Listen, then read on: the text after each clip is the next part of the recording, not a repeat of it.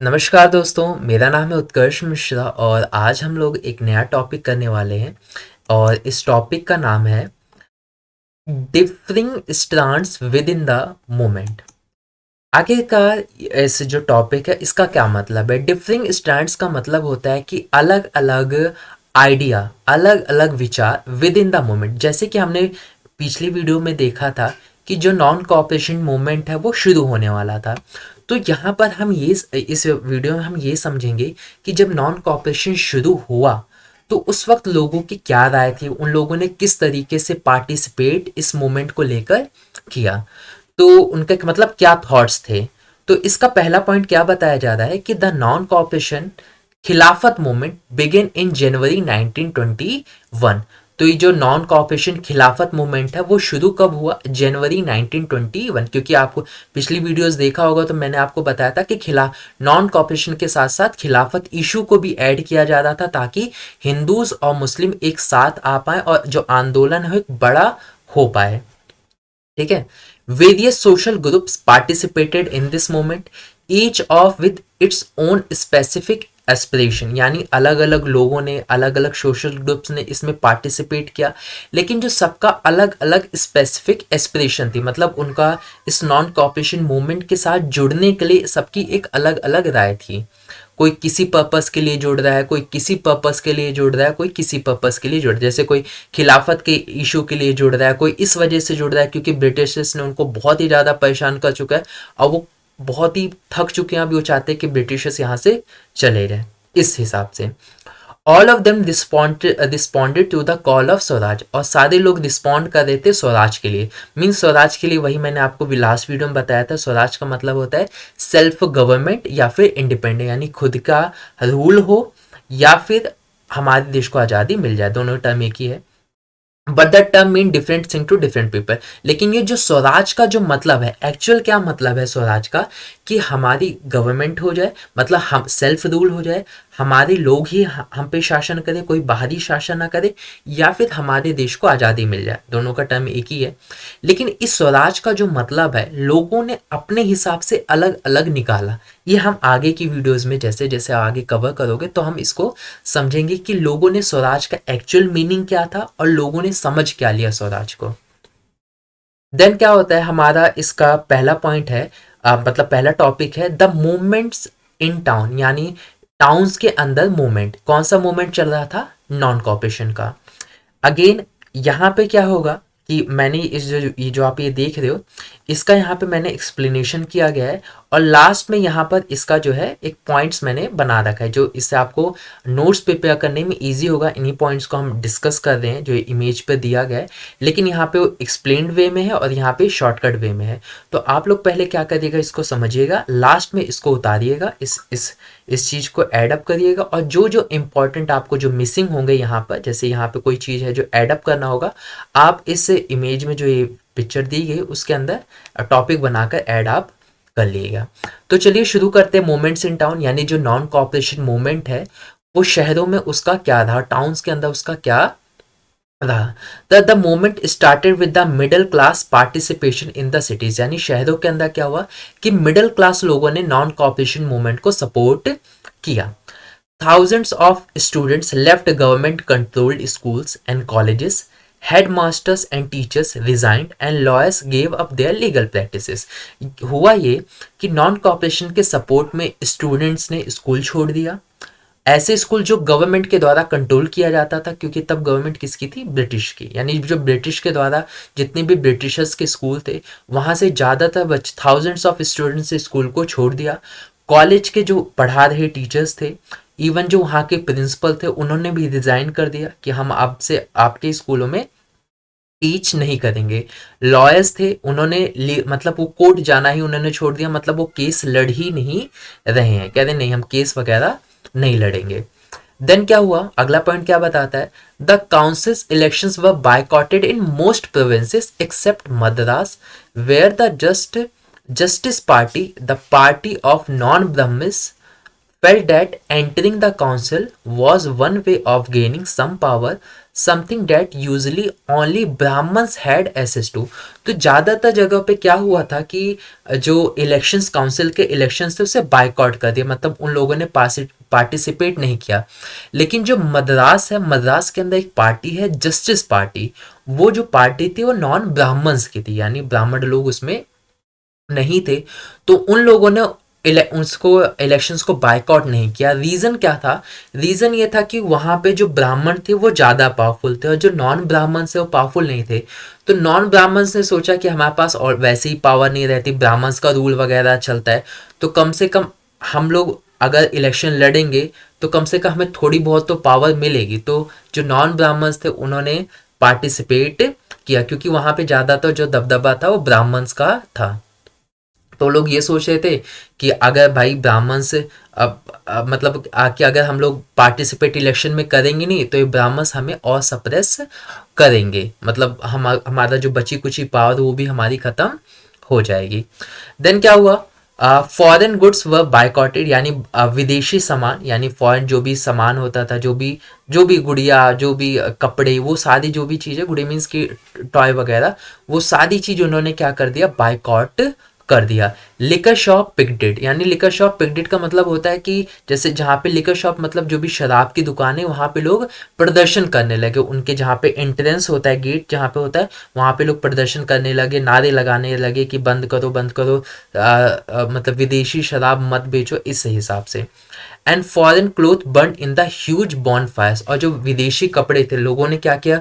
सारे विदेशी कपड़े को अपने ढूंढ ढूंढ के घरों से निकाले, अपने घरों से इकट्ठा किया और एक आग लगा दी। जैसे बॉन फायर होता है ना, आग की लपटें बहुत ऊंची ऊंची निकलती है, तो सेम लोगों ने इसी हिसाब से किया, विदेशी चीजों को निकाला, उन्होंने उसको जलाना शुरू कर दिया। The import of foreign cloth half between 1920 and 22। तो मतलब इसका इम्पैक्ट ये पड़ा कि 22 और 22 का अगर फॉरेन एक्सपोर्ट इम्पोर्ट देखें तो इसकी वैल्यू 102 करोड़ से 57 करोड़ हो गई, यानी जो लगभग आधी हो चुकी है, वह कहाँ 100 और कहाँ 57, तो लगभग आधी हम उसकी वैल्यू हो चुकी थी। कहने का मतलब कि पहले हम 100 करोड़ से सामान खरीदते थे, लेकिन अब केवल 50 करोड़ का सामान ही खरीदा जा रहा है, मतलब इस हिसाब से लोगों ने सपोर्ट किया था, वो फॉरेन की चीज़ों को खरीद ही नहीं रहे थे। In many places merchants and trader refuse to trade in foreign goods of finance foreign trade. तो इवन कई जगह ये क्या हुआ कि जो मर्चेंट्स थे, ट्रेडर्स थे, उन्होंने फॉरेन खुद को गुड्स को खरीदना और बेचना दोनों ही मना कर दिया। कह रहे थे ना ही हम फॉरेन गुड्स को खरीदेंगे, ना ही हम फॉरेन गुड्स को हम बेचेंगे। हम इससे मतलब कोई भी कभी फॉरेन टर्म आ जाता था तो उससे वो जोड़ते ही नहीं, कहते नहीं विदेश की चीज़ें हम अपनी दुकान में नहीं रखेंगे, ना ही इसको हम इससे रिलेटेड कोई भी हम काम करना चाहते हैं, ना ही हम इसको अपनी दुकान पे रख के बेचना चाहते। तो मतलब जो मर्चेंट्स वगैरह थे वो भी इस चीज़ को सपोर्ट कर रहे थे कि नहीं भाई हमें तो नॉन कॉपरेशन मूवमेंट का सपोर्ट करना है। अगला क्या होता है? अगला पॉइंट में बताया जा रहा है कि as the boycott movement spread, जैसे ये बायकॉट का मूवमेंट स्प्रेड हुआ and people began disregarding imported clothes and wearing only Indian ones, production of Indian textiles and handlooms went up। जाहिर सी बात है विदेश के कपड़े हम नहीं खरीदे, तो हम कपड़े कौन से खरीदेंगे? यानी ऐसे कपड़े जो भारत के बने हुए, तो हम लोग केवल जो भारत के बने हुए कपड़े थे वो हम लोग खरीदें। तो इसकी वजह से भारत के अंदर जो टेक्सटाइल मिल्स हैं, जो हैंडलूम्स चलते हैं, उनकी प्रोडक्शन क्या हो गई? बहुत ही ज़्यादा तेज हो गई, मतलब उनकी ऑर्डर पे ऑर्डर उनको मिलने लगे, प्रोडक्शन उनकी बहुत ही ज़्यादा बढ़ने लगी। तो नॉन कॉपरेशन मूवमेंट का तो ये तो स्टेजेस था कि किस तरीके से उसको अनफोल्ड किया गया। टाइटल्स का सरेंडर हुआ, ब्रिटिश इंस्टीट्यूशंस पे हमने छोड़ दिया, जैसे स्कूल कॉलेजेस वगैरह, ये सब हमने बायकॉट कर दिया।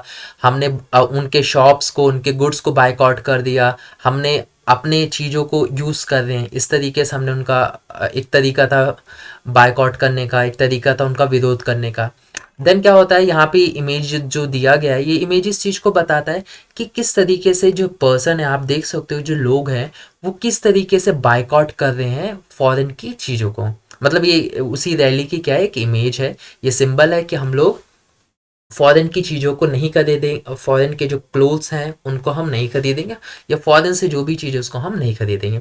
अगला पॉइंट अगला टॉपिक आता है जो बहुत ही ज़्यादा इंपॉर्टेंट है, एग्जाम में पूछा जाएगा कि but this movement in the cities gradually slow down for a variety of reasons. Exam ये पूछेगा कि जो नॉन कॉपरेशन मूवमेंट था उसमें क्या कमियां रह गई, ऐसे एग्जाम में क्वेश्चन पूछेगा कि नॉन कॉपरेशन मूवमेंट के अंदर क्या कमियां रह गई है, ग्रेजुअली वो स्लो क्यों हो गई नॉन कॉपरेशन मूवमेंट, उसके क्या रीजंस थे।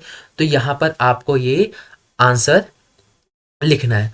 तो इसका सबसे पहला पॉइंट ये बताता है कि नॉन कॉपरेशन को फेल होने का अगर एग्जाम में पूछे कि फेल क्यों हो गया या इफेक्टिव ज़्यादा क्यों नहीं रहा, ऐसा करके कुछ पूछे तो आप यहाँ पर ये आंसर इसके लिख सकते हो। पहला पॉइंट बताता है khadi cloth was often more expensive then mass produce milk cloth and poor people could not afford two by it. यानी जो हम लोगों ने, इंडियन लोगों ने किस चीज़ पे शिफ्ट किया, खादी खादी क्लोथ पे। जो खादी कपड़ा होता है वो बहुत ही एक्सपेंसिव होता था, और जो कॉटन जो मील से बनकर कपड़ा आता था वो बहुत ही ज़्यादा सस्ता पड़ता था। तो जाहिर सी बात है जो एक पर्सन है वो उस चीज़, जो गरीब पर्सन है वो उस चीज़ पे शिफ्ट होगा जो बहुत ही ज़्यादा चीप होगा। इवन इतना महंगा खादी कपड़ा होता था कि ज़्यादातर लोग उसको अफोर्ड नहीं कर पाते थे। देन क्या हुआ, then how could they boycott milk cloth for too, लेकिन वो कब तक उस चीज़ को, खादी, मान लो एक बार खादी का कपड़ा खरीद ले, खराब हो गया, फिर से एक्सपेंसिव है, तो कई लोगों से तो खरीदा भी नहीं जाता था, इतना महंगा होता था। देन क्या होता था कि वो कब तक बाइकॉट कर सकते मील के कपड़ों को, यानी जो मील से कपड़े उनको मिल रहे थे, जो खरीदते थे मील के बने हुए कपड़े, वो कब तक उसे बाइकआउट कर सकते थे, क्योंकि मील के बने हुए जो कपड़े होते तो बहुत ही ज़्यादा सस्ते होते थे। खादी को प्रोसेस होने में, बनने में बहुत ज़्यादा टाइम लगता है और मेहनत भी लगती है, तो इस वजह से एक्सपेंसिव हो जाता था। तो लोग तो नहीं खरीद, एक्सपेंसिव इस खादी क्लोथ को नहीं खरीद पा रहे थे। दूसरी चीज़ क्या बताया जाए, similarly the boycott of British institution, क्योंकि ब्रिटिश, जैसे ब्रिटिश के स्कूल्स, उनके कॉलेजेस को हमने बाइकॉट कर दिया था, posed a problem for the moment to be successful.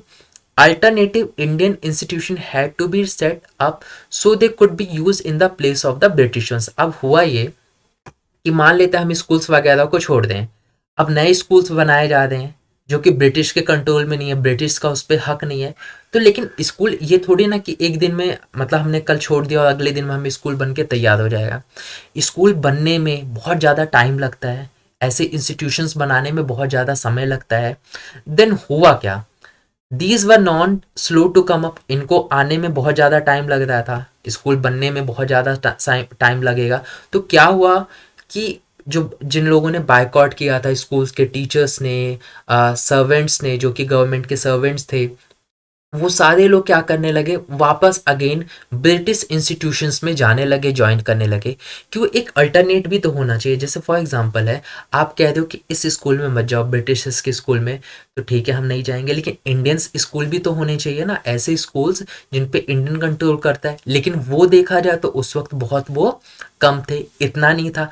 अब जल्दी तो एकदम से है नहीं कि जादू की छड़ी के एक दिन में बन के तैयार हो जाएगा, उनको बनने में समय लगे, ओवरऑल इंडिया बनाना है तो टाइम तो लगेगा ही। तो सेम इसी तरीके से इतना समय नहीं था कि लोग इतना एक दो दो दो तीन तीन साल तक इंतजार करें। देन क्या हुआ, धीरे धीरे जो स्टूडेंट्स थे, कॉलेज स्टूडेंट्स थे, टीचर्स थे, सर्वेंट्स थे, वो सिविल सर्वेंट्स थे, जो भी लोग थे, वो धीरे धीरे करके अगेन कहाँ, जहाँ से वो आए थे वहीं फिर वापस ज्वाइनिंग वो करने लगे फिर से, यानी ब्रिटिशर्स इंस्टीट्यूशंस की तरफ वो मुड़ने लगी, क्योंकि उनके पास कोई अल्टरनेट ही मौजूद नहीं था, कोई इनके पास कोई और ऑप्शन था ही नहीं जहाँ पे वो काम कर सकते हैं। तो फेलियर ऑफ नॉन कोऑपरेशन का यहाँ पे कुछ पॉइंट लिखा गया है, lack of vision, non clear leadership, और भी तरह तरह की चीज़ें लिखी गई है। Non Indian alternative was available, जो कि हमने डिस्कस किया। ये जो पॉइंट्स है इसको हम आगे भी थोड़ा डिस्कस करेंगे। यह स्लाइड यहीं पे ख़त्म होती है, और भी रीजंस हम जानेंगे नॉन कोऑपरेशन फेल क्यों हुआ आगे के उसमें। जैसे इसमें बताया जाता है कि लैक ऑफ विजन था, लोगों को क्लियर नहीं था, अनट्रेंड सत्याग्रही था, जो लोग सत्याग्रह में, जो नॉन कॉपरेशन में लोग पार्टिसिपेट करते तो लोग अनट्रेंड थे, इनको नहीं पता था कि कैसे चीज़ें रन करनी है, कब हमें कब पैतरा यूज़ करना है, कब हमें चीज़ें करनी है, कब चीज़ें नहीं करनी, बहुत तरीके की चीज़ें थी। तो आप ये पॉइंट्स उतार सकते हो और कुछ ये पॉइंट्स उतार सकते हो जो कि आपको इस टॉपिक को क्लियर करने में काफ़ी ज़्यादा हेल्प करेगा। उम्मीद करता हूँ आप लोगों को ये जो टॉपिक है बहुत ही अच्छे से समझ में आया होगा, कोई भी डाउट नहीं रहा होगा। अगर डाउट है और कमेंट करके बता सकते हो, वीडियो कैसी लगी आप ये भी मुझे कमेंट करके बता सकते हो। और तब तक के लिए आप लोग अपना ख्याल रखिए, और मैं आप लोगों से मिलूँगा फिर नेक्स्ट वीडियो में।